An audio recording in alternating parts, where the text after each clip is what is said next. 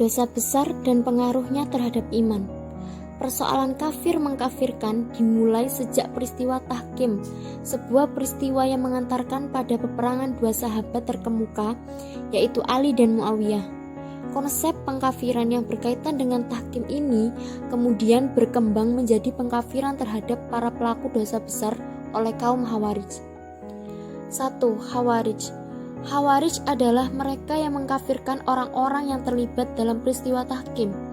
Pemikiran kaum Khawarij tentang dosa besar dan keimanan, yakni siapapun yang beriman tetapi tidak melaksanakan perintah agama, sama saja melakukan dosa, maka dianggap kafir, karena amal itu bagian dari keimanan. Sekte-sekte Khawarij yang berkaitan dengan keimanan dan dosa besar yaitu 1. Muhakimah, 2. Azarikah, 3. Najdat, 4. Sufriyah, 5. Ajaridah, 6. Baihariyah, 7. Ibadiyah. 2. Murji'ah. Bagi Murji'ah, iman itu ikrar dan tasdik. Iman juga tidak bertambah dan tidak berkurang. Dalam masalah dosa besar, Murji'ah tetap menganggapnya sebagai mukmin. Murji'ah berpendapat bahwa keimanan itu terletak di hati. Sekte Murji'ah sangat banyak. Al-Baghdadi dan Al-Syahrastani membaginya ke dalam 3 golongan, Al-Asy'ari membaginya ke dalam 12 sekte, namun secara garis besar terbagi ke dalam 2 kelompok, yaitu ekstrim dan moderat. 3. Mu'tazilah. Mu'tazilah termasuk penjunjung amal dalam keimanan.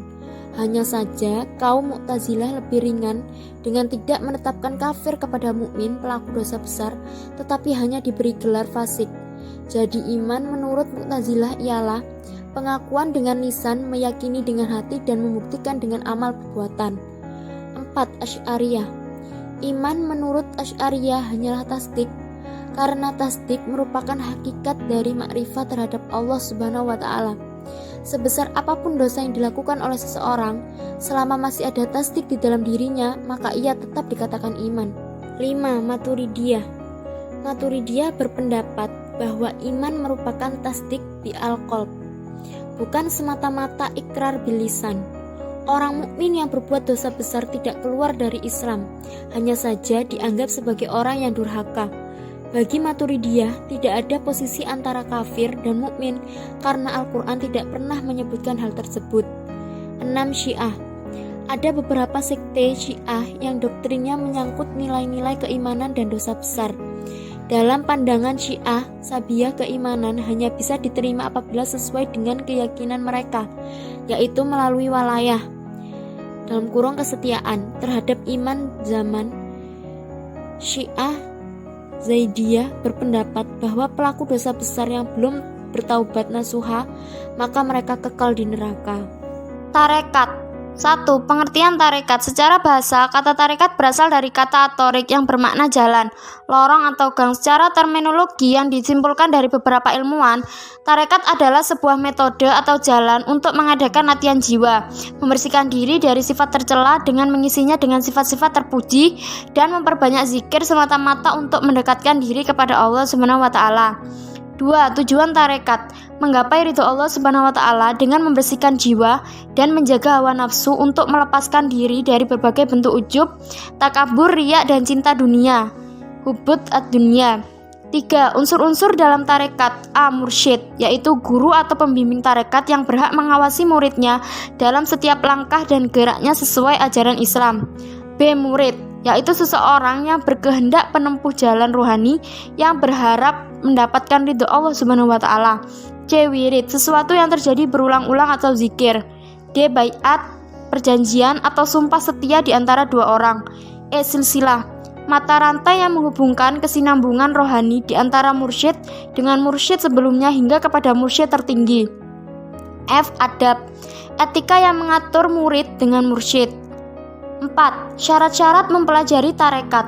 A. Menjalani syariat dengan tujuan yang benar. B. Memandang guru memiliki rahasia istimewa. C. Menjalani aturan-aturan agama. D. Menjaga kehormatan guru. E. Membersihkan niat dalam hati.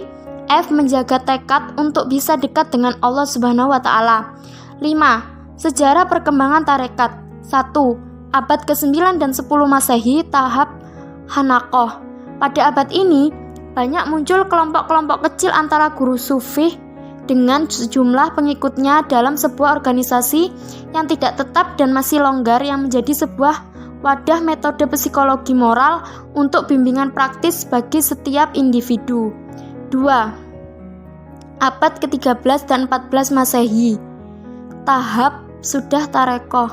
Pada abad ini tarekat-tarekat sudah terbentuk, ajaran-ajaran, peraturan-peraturan dan metode tasawuf, hingga muncul pusat-pusat yang mengajarkan tasawuf dengan silsilahnya masing-masing. 3. Abad ke-15 Masehi, tahap tafah. Abad ke-15 Masehi adalah masa terjadi penyebaran misi ajaran dan peraturan kepada muridnya atau tarekat sudah terkenal di dunia karena sifat murid yang luas atau jika sudah mencapai derajat syekh maka tidak mengikuti tarekat gurunya lagi.